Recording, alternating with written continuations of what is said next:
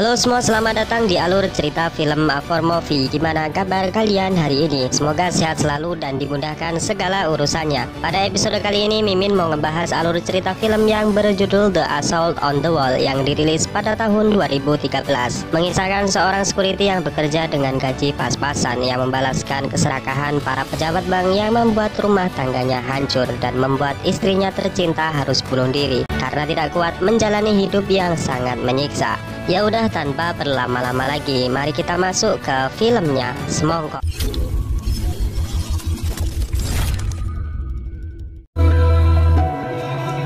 Film dibuka dengan memperlihatkan sebuah perusahaan yang bekerja di bidang jual beli saham di Wall Street, Amerika Serikat, dalam kondisi krisis moneter yang berkepanjangan dan membuat bunga bank semakin meningkat tak karuan. CEO perusahaan yang bernama Jeremy langsung bertindak cepat dengan membuat kebijakan tak masuk akal dengan menugaskan para pegawai untuk sebanyak mungkin mencari klien demi kepentingan perusahaan semata. Scene film lalu terfokus pada sepasang suami istri yang bernama Jim dan juga Rosie. Di hari itu seperti biasa, Jim menemani sang istri untuk menjalani pengobatan tumor otak yang telah dideritanya. Sang dokter mengatakan jika Rosie sudah sembuh dari penyakitnya, namun harus rutin seminggu sekali untuk suntik hormon agar program bayi tabung yang sudah mereka impikan terwujud. Setelah menjalani pemeriksaan, Jim harus membayar biaya pengobatan dengan uang pribadinya lantaran asuransi sudah lepas tangan karena biaya yang sudah terlalu banyak.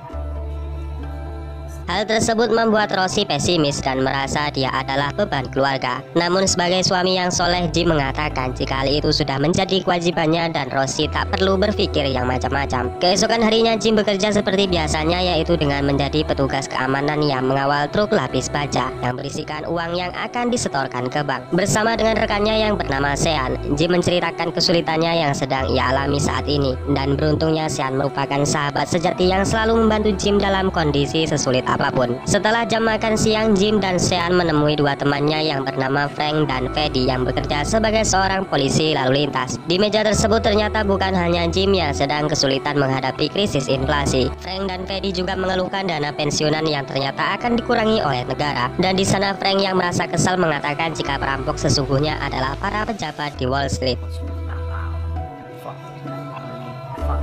Satu pekan telah berlalu. Seperti biasa, Jim mengantar istrinya berobat rutin dan suntik hormon seperti biasanya. Di sana Jim kembali membayar dana pengobatan dengan uang pribadinya. Usut punya usut, sebelumnya Jim telah menginvestasikan uangnya di sebuah perusahaan yang diperlihatkan di awal film tadi. Ia berharap jika uang tersebut akan berkembang, namun kenyataan pahit menimpanya dan membuat uang tersebut terancam akan hangus. Jim kemudian menelpon salah satu broker yang bernama Robert. Jim mengenal Robert karena memang dialah orang yang telah menawarkan investasi dan menjamin uangnya. Setelah mendengar keluh kesah Jim dan meminta uangnya dikembalikan, Robert dengan santainya mengatakan jika uang yang sudah masuk tidak akan dikembalikan kepada nasabah karena ini adalah kesepakatannya.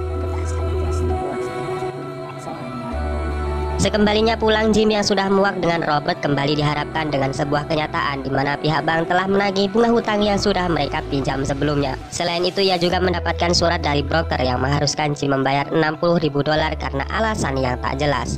Jim yang tahu ia sudah dijebak oleh Robert kemudian menelponnya dan mengancam bahwa ia akan menuntut di pengadilan. Keesokan harinya Jim mendatangi seorang pengacara sebagai pembela di meja pengadilan nanti. Setelah mengatakan seluruh tuntutannya, Jim harus mengeluarkan sejumlah uang lagi agar nanti di meja pengadilan akan mendapat pembelaan. Keesokan harinya setelah jam makan siang seperti biasa, ketika teman Jim mengetahui apa yang menjadi kesulitan Jim saat ini. Namun mereka juga tidak banyak membantu lantaran mengalami kesulitan masing-masing. Jim tidak ada pilihan lain selain ia harus membayar hutang agar bunganya tidak membesar. Ketika Frank dan Freddy telah pergi, Sean sebagai sahabat terbaik Jim merelakan uang tabungannya agar Jim dapat menyewa pengacara. Usaha terus dilakukan Jim sampai-sampai ia mendatangi bank dan meminta jalan keluar. Namun sudah menjadi rahasia umum di mana bank hanya baik kepada orang-orang yang memiliki uang. Rosie sendiri masih terus melakukan pengobatan tanpa tahu jika suaminya sekarang sedang menanggung beban yang sangat berat. Singkatnya, setelah Jim mendapatkan uang dari Sean, langsung ia bayarkan kepada pengacara agar proses hukum secepatnya digelar. Usaha yang dilakukan Jim tak sampai di situ. Ia juga menemui Pak Jaksa Penuntut Umum untuk melaporkan broker yang sudah menjebaknya. Namun di sana Jim tidak dilayani dengan baik lantaran ia hanya pria miskin yang tidak punya apa-apa. Jim frustasi dengan kehidupan ini hanya bisa merenung di pinggir sungai sambil menyesali nasibnya yang terus mengalami kesialan. Ia terus direndahkan dan bahkan tidak digubris saat menentang ketidakadilan ini. Yang ia punya hanyalah Sean yang selalu mensupportnya dan memberikan semangat untuk menguatkan mentalnya. Namun apalah daya, kehidupan Jim yang terus seperti ini tidak sama sekali berubah dari minggu ke minggu. Ia terus mengalami kesulitan dan bahkan untuk memenuhi kehidupan ia dan istrinya harus berhutang sana-sini.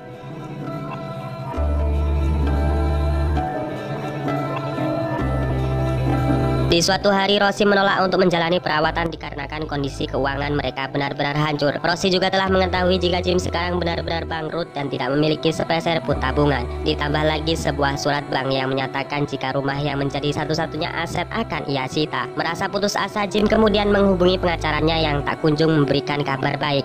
Sang pengacara yang sudah ia bayar dengan uang yang diberikan Sean justru mengatakan jika broker dilindungi oleh hukum dan tidak bisa untuk dituntut. Rosie yang mendengar hal itu merasa putus asa dan bersalah dengan suaminya. Ia beranggapan jika sumber dari masalah yang dialami keluarganya bersumber dari dirinya.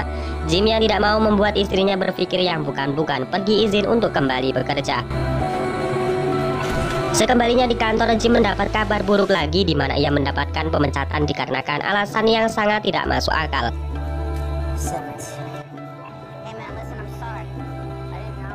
Rosie yang terus menyalahkan dirinya membuat keputusan final di mana ia akan mengakhiri hidupnya demi menebus seluruh kesalahannya selama ini.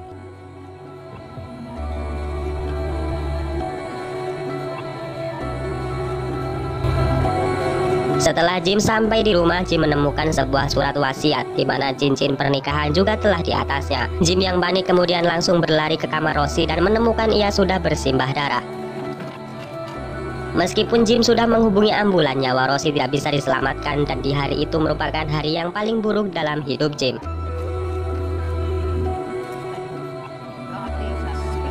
Singkat waktu, Jim yang hidup menduda, miskin dan pengangguran hanya menghabiskan waktunya untuk mabuk dan tak tahu arah hidupnya. Sean yang terus mencoba menghubunginya juga ditolak karena ia masih tidak percaya jika hidup yang sesingkat ini akan berakhir sangat menyedihkan. Di sebuah malam, Jim melihat dari kejauhan mantan bosnya yang sedang bersenang-senang. Di sana Jim secara tidak sengaja mendorongnya hingga ia pun tewas tertabrak sebuah mobil. Kejadian tersebut langsung diberitakan TV nasional dan menyatakan jika korban telah mabuk dan dianggap kecelakaan murni tanpa adanya tersangka. Dan disinilah Jim yang mulanya hanya diam tanpa melakukan tindakan memiliki sebuah rencana gila yang menjadi adegan inti dalam film ini. Jim kemudian mendatangi toko buku dan majalah di mana ia mengumpulkan data tentang orang-orang menjadi dalang di balik bobroknya sistem ekonomi kapitalisme ini. Ujian rupanya tak kunjung reda di mana pihak bank datang dan mengatakan jika rumah Jim akan segera disita. Rumah yang menjadi saksi kehangatan keluarganya harus segera ditinggalkan secepat mungkin oleh Jim. Dan di hari itu keputusan yang sudah bulat membuat Jim kemudian mengemasi baju dan senjata yang ia miliki sewaktu bertugas di agen keamanan dulu. Untuk sementara waktu, Jim kemudian tinggal di sebuah motel tua usang yang sangat murah. Sean dan kedua teman polisinya kemudian menghubungi Jim dan mengatakan jika mereka siap memberikan bantuan. Namun Jim yang sudah menyusun sebuah rencana hanya mengatakan jika dirinya saat ini belum bisa berkumpul dengan alasan yang sangat klasik. Merasa jika aksinya tersebut harus didukung dengan banyak amunisi, Jim datang ke toko senjata dan membeli beberapa pistol untuk melancarkan aksinya. Tak hanya itu, Jim yang tidak punya uang untuk menyewa tempat latihan hanya memanfaatkan tempat sepi untuk mengasah skillnya.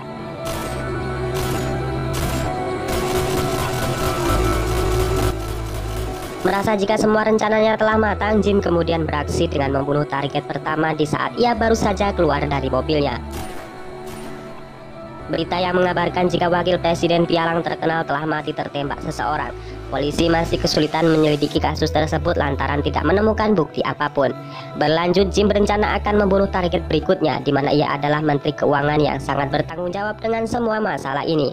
Pada aksi tersebut, Jim mendatangi rumah Pak Menteri dan menembak dengan gaya snipernya dari kejauhan.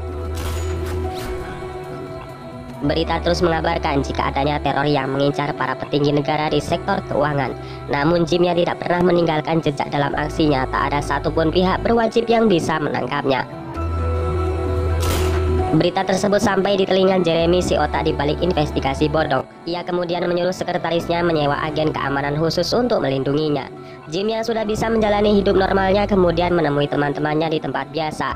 Mereka sangat senang karena akhirnya Jim sudah bisa melewati titik terendah dalam hidupnya. Obrolan tersebut kemudian terfokus kepada teror yang sedang terjadi di Amerika.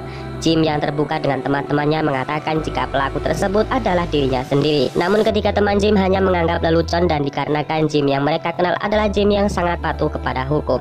Keesokan harinya Jim kembali melakukan aksinya di mana ia menyamar sebagai OB di kantor investasi milik Jeremy. Di sana Jim mempelajari seluruh sudut ruangan dan tempat di mana targetnya akan ia habisi. Jim kemudian menelpon Robert, si broker yang telah menipunya untuk bertemu di kantornya. Jim berbohong dengan alasan jika ia hendak berinvestasi lagi setelah mendapatkan uang dari menjual chip yang sangat banyak. Dengan semangat, Robert yang mata duitan kemudian segera pergi ke kantor di mana Jim telah mengincar kepalanya. Tak hanya itu, Jim yang sudah seminggu mempelajari sudut ruangan di mana para broker-broker bekerja menipu para korbannya mulai membidik satu persatu dengan snipernya.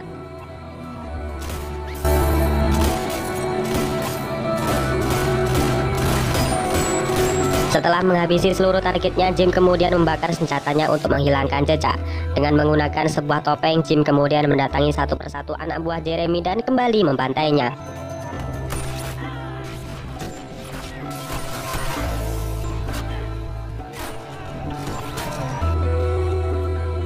Pada adegan epiknya, Jim kemudian mendatangi Jeremy, si otak yang telah membuat kebijakan gila. Ia kemudian membuat skema jebakan di mana dengan sengaja meletakkan pistolnya yang sudah kosong dan sengaja membuka identitasnya. Jeremy yang melihat Jim lengah berhasil merebut pistol dan menodongkan ke arahnya. Bersamaan dengan itu, para polisi yang datang melihat kejadian tersebut dan langsung melumpuhkan Jeremy. Siasat tersebut membuat seolah-olah pria bertopeng yang sudah menembaki seluruh orang adalah Jeremy. Siasat tersebut sukses dijalankan Jim di mana polisi menganggap jika Jim adalah korban dengan bukti luka tembakan di lengannya. Para teman-temannya yang sudah menunggu Jim di bawah hanya bisa diam setelah mereka sadar jika perkataan Jim sebelumnya adalah benar. Namun Sean, Frank, dan Freddy menjaga rahasia tersebut rapat-rapat dan membiarkan Jim menegakkan hukum sesuai dengan seharusnya. Dan tak lama kemudian film ini pun selesai.